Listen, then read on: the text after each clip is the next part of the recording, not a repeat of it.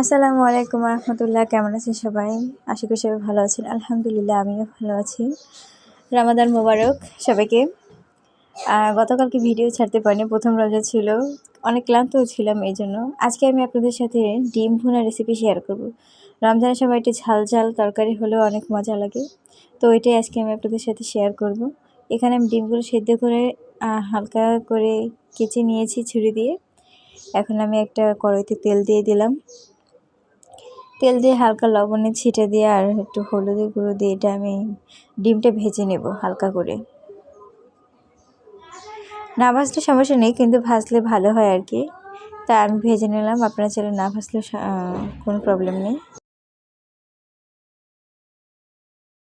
কার কেমন কাটলো প্রথম রমজান অবশ্যই আমাদের কমেন্টে জানাবেন।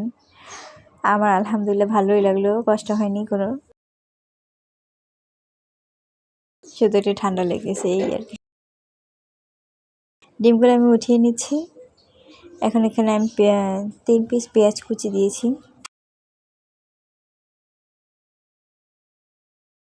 পেঁয়াজ কুচিটা লাল লাল করে ভেজে নেব।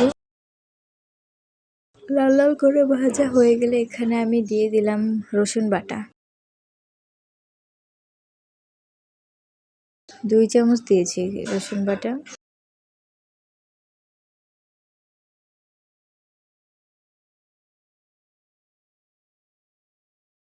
হাফ চামচ আদা বাটাও দিয়েছি, এটা না দিলে হবে, ডাজন্ট ম্যাটার।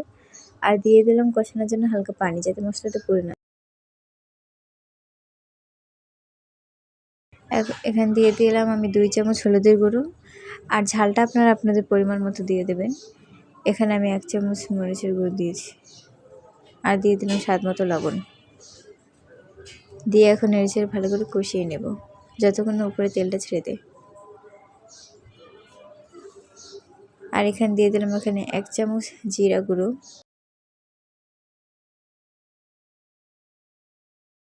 দিয়ে ভালো করে কষিয়ে নেব।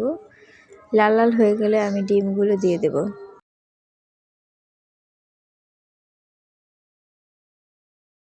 ডিমগুলো দিয়ে এখন আরও একটু ভেজে নেব পেঁয়াজের সাথে ডিমটা।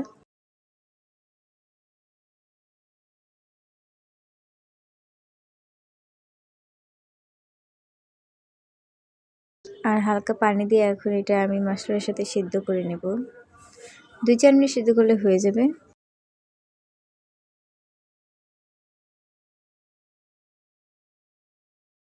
এই যে আমার তরকারিটা হয়ে গেছে, এখন আমি এখানে ধনিয়া পাতা অ্যাড করে দিলাম। রেসিপিটি কেমন লাগছে অবশ্যই জানাবেন। ভালো লাগলে আপনারা বাসায় ট্রাই করে দেখতে পারেন।